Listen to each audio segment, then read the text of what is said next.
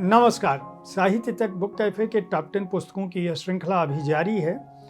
आज मैं अनुवाद श्रेणी की उन 10 पुस्तकों की बात करूंगा जो पुस्तकें बुक कैफे के टॉप 10 में अपना स्थान बनाने में सफल रही।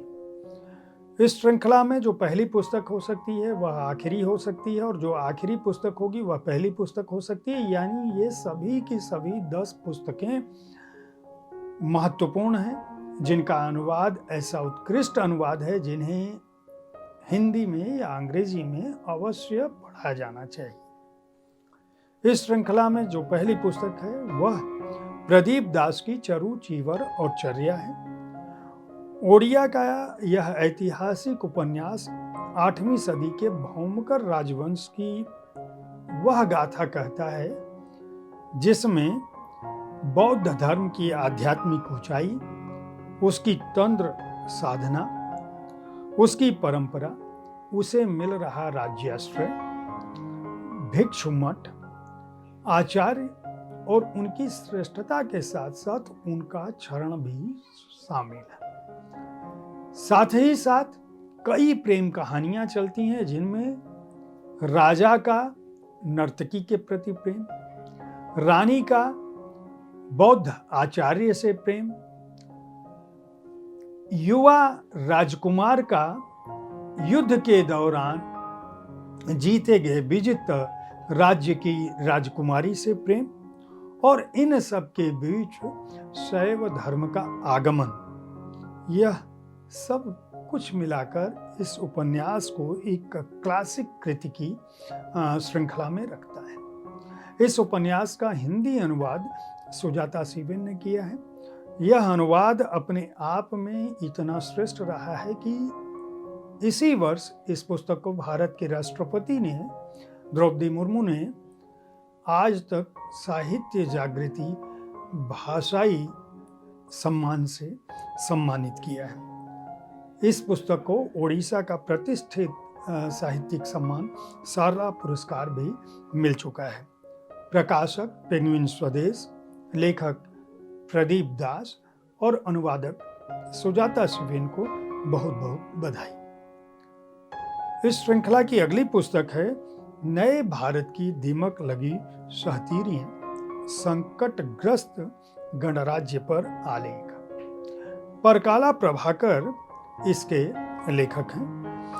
परकाला ने सत्ता के सामने सच बोलने का साहस किया है। यह पुस्तक अंग्रेजी में the crooked timber of India के नाम से प्रकाशित हुई है, जो वर्ष 2020 से 2023 तक लगातार 3 वर्षों तक परकाला प्रभाकर ने जो निबंध लिखे हैं, जो तथ्यों के साथ भारत के विकास के, भारत के नागरिक अधिकारों के, भारत के व्यापार क्षेत्र के, भारत में विकास के दावों की न केवल पोल खोलते हैं बल्कि वे बताते हैं कि भारतीय गणराज्य में लोकतंत्र, सामाजिक सद्भाव और अर्थव्यवस्था की क्या स्थिति है और इसके नागरिकों को क्यों इन तथ्यों से डरना चाहिए या क्यों इन तथ्यों के आईने में नए भारत की सच्ची तस्वीर देखनी चाहिए। The crooked timber of India का हिंदी अनुवाद ब्यालोक पाठक ने किया है। इस पुस्तक को राजकमल प्रकाशन ने प्रकाशित किया है। लेखक परकाला प्रभाकर को, अनुवादक ब्यालोक पाठक को और प्रकाशक राजकमल प्रकाशन को बहुत बहुत बधाई। इस श्रृंखला की अगली पुस्तक है, यानी साहित्य तक बुक कैफे के टॉप 10 में अनुवाद श्रृंखला की जो अगली पुस्तक है उसका नाम है ऑफिस सीक्रेट्स। हरीश भट्ट इसके लेखक हैं। यह पुस्तक कारगर टिप्स बताती है अपनी ऑफिस में और अधिक सफल होने की। लेखक हरीश भट्ट ने टाटा समूह में 35 वर्ष से अधिक के अनुभवों के आधार पर 50 ऐसी जरूरी बातें बताई हैं जिन्हें अपनाकर कोई भी व्यक्ति अपने जीवन को सफल बना सकता है। कॉरपोरेट की दुनिया किस तरह से काम करती है, उस दुनिया में किस तरह के राज छुपे हुए हैं, किस तरह से गूढ़ आंकड़े और गोपनीय रणनीतियां बनाई जाती हैं, किस तरह से उदारता, हास परिहास और फिल्टर कॉफी के बीच जो सिर खपाऊ मीटिंग होती हैं, उनके बीच आप अपने आप को अपनी कार्य क्षमता के साथ आगे बढ़ा सकते हो। यह पुस्तक उसके बारे में एक सूत्र बताती है। हरीश भट्ट की इस पुस्तक ऑफिस सीक्रेट्स का अंग्रेजी से हिंदी अनुवाद डॉक्टर संजीव मिश्र ने किया है। पेंगुइन स्वदेश ने इसको प्रकाशित किया है। प्रकाशक पेंगुइन स्वदेश, अनुवादक डॉक्टर संजीव मिश्र और लेखक हरीश भट्ट को बहुत बहुत बधाई। साहित्य तक बुक कैफे के टॉप 10 श्रृंखला की अगली पुस्तक है सियासत। शिवानी सिब्बल इसकी लेखिका हैं। निजी महत्वाकांक्षा, पारिवारिक सीमा और सामाजिक बदलावों की ये दिलचस्प कहानी है। एक ही घर में एक ही स्त्री की परवरिश में 2 लड़के पलते बढ़ते हैं। एक का नाम है आहान सिकंद और दूसरे का नाम है राजेश कुमार। ये बचपन के मित्र हैं, लेकिन दोनों की दुनिया अलग अलग है। आहान अमीर परिवार का इकलौता वारिस है, जबकि राजेश उसी परिवार के ड्राइवर का लड़का। दोनों एक ही परिसर में बड़े होते हैं, लेकिन उनकी बचपन की जो दोस्ती है वह बड़े होने के बाद तब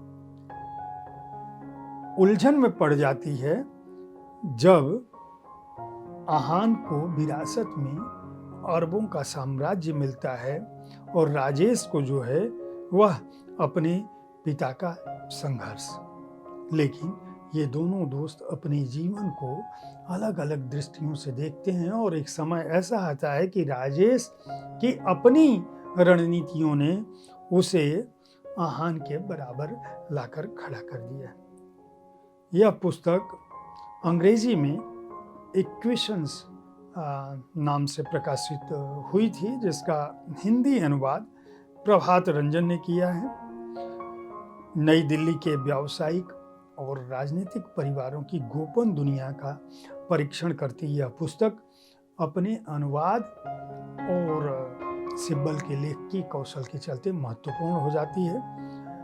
इस पुस्तक को भी राजकमल प्रकाशन ने प्रकाशित किया है। प्रकाशक राजकमल प्रकाशन, लेखक शिवानी सिब्बल, अनुवादक प्रभात रंजन को बहुत बहुत बधाई। इस श्रृंखला की यानी साहित्य तक बुक कैफे टॉप 10 के अनुवाद श्रृंखला की अगली पुस्तक है Wild Women Seekers, protagonist and goddess in sacred Indian poetry.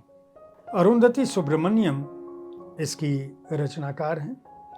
यह जो है पवित्र कविताओं का संकलन है, उन कविताओं का जिसे भारतीय उपमहाद्वीप की उन स्त्रियों ने कई कालखंडों में लिखा था जिन्होंने स्त्री अस्मिता, स्त्री की स्वतंत्रता, उसकी आध्यात्मिकता, उसकी बौद्धिकता को एक सशक्त आवाज दी। ये आवाजें कई बार करुणा से भरी हुई हैं, कई बार संवेदना से भरी हैं, कई बार विद्रोह से भरी हुई हैं और कई बार आध्यात्मिकता के चरम को छूती हैं। आध्यात्मिक वंशावली, प्राचीन बौद्ध भिक्षुणियों, भक्ति, सूफी रहस्यवादी, तांत्रिक वेदांतियों की ये कविताएं उनमें निहित विद्रोह, स्व और स्वतंत्रता के स्वर के चलते महत्वपूर्ण हो जाती हैं। अरुंधति सुब्रमण्यम की वाइल्ड वुमेन जो है वह पवित्र भारतीय संत, भक्त, विद्रोही और संघर्षशील कवयित्रियों की वह अनसुनी आवाज है जिसे सभी को पढ़ना चाहिए। इन सभी का अनुवाद अरुंधति ने संपादन भी किया है और इनका संकलन भी किया है। अंग्रेजी में यह पुस्तक प्रकाशित हुई है। स्वाभाविक है कि भक्ति आंदोलन और दूसरे कालखंडों की यह पुस्तकें हैं, संपादित कविताएं हैं, तो ये कविताएं दूसरी भारतीय भाषाओं से अनुदित कर अंग्रेजी में आई हैं। पेंगुइन एवरी प्रेस ने इन्हें प्रकाशित किया है। अरुंधति सुब्रमण्यम को और पेंगुइन एवरी प्रेस को बहुत बहुत बधाई। इस श्रृंखला की अगली पुस्तक है काफिर मसीहा। इंदर सिंह खामोश इसके रचनाकार हैं। यह पुस्तक पंजाबी में लिखी गई थी। लियो टॉलस्टॉय की जीवन गाथा है। लियो टॉलस्टॉय की जीवनी के बारे में बताती है और यह सभी को पता है कि टॉलस्टॉय जो है वह दुनिया के महानतम लेखकों में से एक है। उनका जीवन अपने आप में कई तरह की विसंगतियों का शिकार था। वह जब युवा थे तो तमाम तरह की लड़कियों फौज में शामिल होना, उनके जीवन में प्रेम की कमी थी। कम उम्र में उन्होंने अपने परिवार को, माता पिता को खो दिया था और उस प्रेम की तलाश उन्होंने लड़कियों में की। जैसे जैसे वो प्रौढ़ होते गए, एक समय ऐसा आया कि उन्हें जीवन से विरक्ति होने लगी। उनकी जो कृतियां हैं, उन्होंने संसार की महानतम कृतियों में अपना स्थान बताया और आजीवन के आखिरी दिन वे किसानों की तरह से जीवन व्यतीत करते रहे। इन सब के बीच अथाह दौलत, अकूत संपत्ति और प्राकृतिक माहौल, खेतीहर माहौल उनका पथ प्रदर्शित करता रहा, उन्हें बांधता रहा। टॉलस्टॉय के जीवन, दर्शन, धर्म संबंधी विचार को समझने के लिए, उनके जीवन की रोमानियत को समझने के लिए यह पुस्तक महत्वपूर्ण पुस्तक के रूप में स्थापित होती है। पंजाबी से इसका हिंदी अनुवाद अरविंदर कौर ढेसी ने किया है। रीथिंक बुक्स ने इसे प्रकाशित किया है। रीथिंक बुक्स, अरविंदर कौर ढेसी और इंदर सिंह खामोश, सभी को बहुत बहुत बधाई। साहित्य तक बुक कैफे के टॉप 10 अनुवाद श्रृंखला की जो अगली पुस्तक है उसका नाम है अंबेडकर एक जीवन। शशि थरूर की यह पुस्तक है जो अंग्रेजी में अंबेडकर अ लाइफ नाम से प्रकाशित हुई थी। बाबा साहब भीमराव अंबेडकर के जीवन के बारे में सभी लोग जानते हैं। वो महार जाति में पैदा हुए और एक हालिया पोल मतलब मतदान के हिसाब से 2 करोड़ से ज़्यादा लोगों ने जिसमें मत दिया था, कई क्षेत्रों में उन्होंने महात्मा गांधी को पीछे छोड़ दिया था। आखिर आज सभी राजनीतिक दल अपने को अंबेडकरवादी बताते हैं और अंबेडकर की राह पर चलने की बात करते हैं। उन्हें भारतीय संविधान का जनक भी कहा जाता है और भारत में जो उदारवादी, धर्मनिरपेक्ष और बहुलतावादी मूल्य है, जिनके से लोकतंत्र बचा हुआ है और व्यक्ति के अधिकारों की रक्षा होती है, वंचितों के उत्थान का प्रयास किया जाता है, उन्हें सबका श्रेय कहीं न कहीं बाबा साहेब भीमराव अंबेडकर को दिया जाता है। यह पुस्तक डॉक्टर अंबेडकर की उस महानता को, उनकी उपलब्धियों को बहुत सहज सरल ढंग से बताने की कोशिश करती है कि 14 अप्रैल 1891 को बम्बई प्रेसिडेंसी में महारों के परिवार में जन्मा हुआ एक लड़का 6 दिसंबर 1956 को दिल्ली में जब जाता है, उसका निधन होता है, तब तक तमाम तरह के अपमान और बाधाओं को सहते हुए किस तरह से एक नए भारत का भविष्य गढ़ता है। ऐसा भविष्य जिससे आज भी हमारा वर्तमान भी और आने वाला बहुत सारा समय भी कभी भी विमुख नहीं हो सकता। इस पुस्तक को अंग्रेजी से हिंदी में अमरीश द्विवेदी ने अनुदित किया है।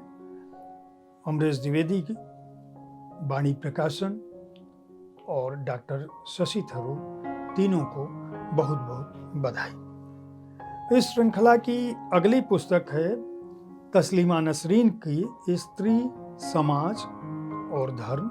दरअसल स्त्री श्रृंखला की ये 2 पुस्तकें हैं। दोनों ही पुस्तकें तस्लीमा नसरीन के अलग अलग लिखे गए लेखों का संकलन है, जिसमें वो स्त्री को माध्यम बनाकर स्त्री का समाज में क्या स्थान है, धर्म में क्या स्थान है, उसके अधिकार क्या हैं और कानूनी रूप से स्त्री कहाँ खड़ी है, इनकी बात करती हैं।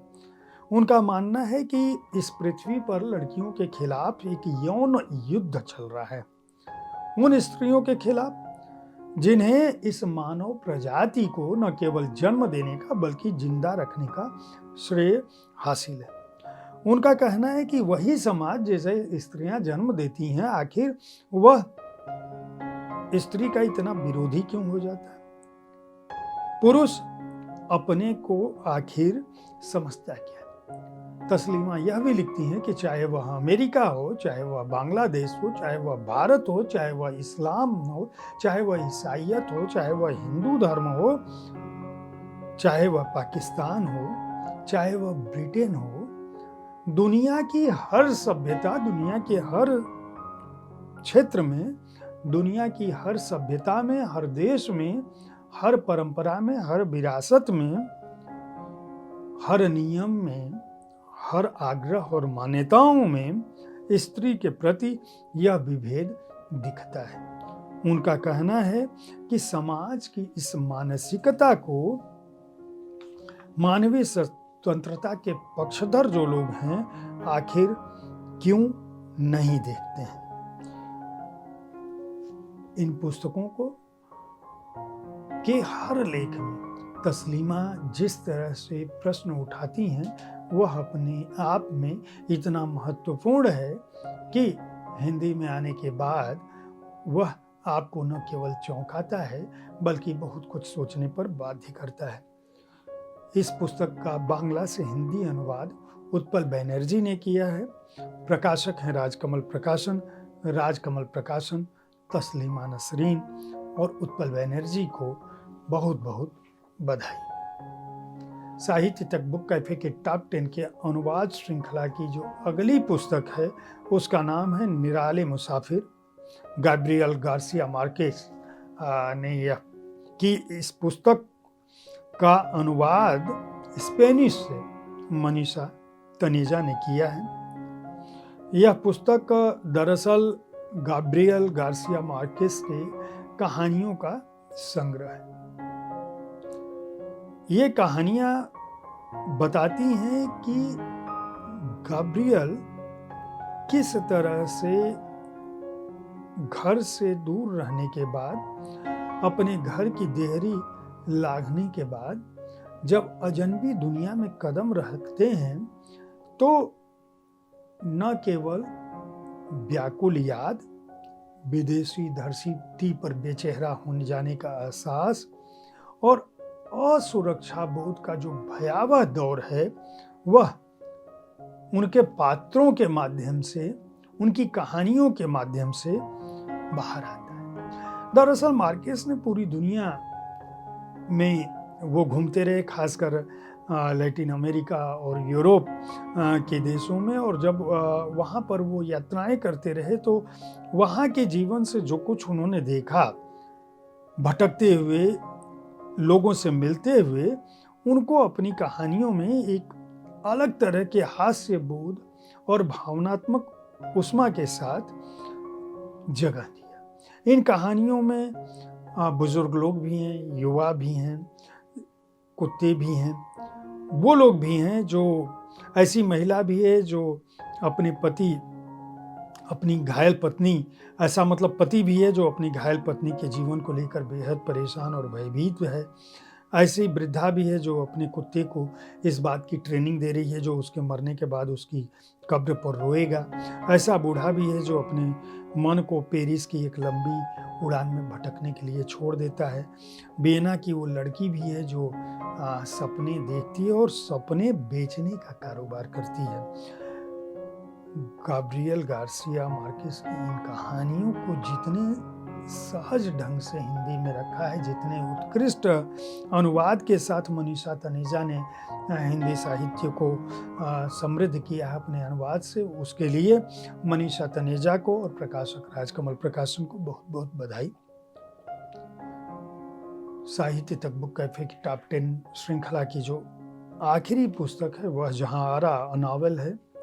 सुकुमारन की यह पुस्तक है।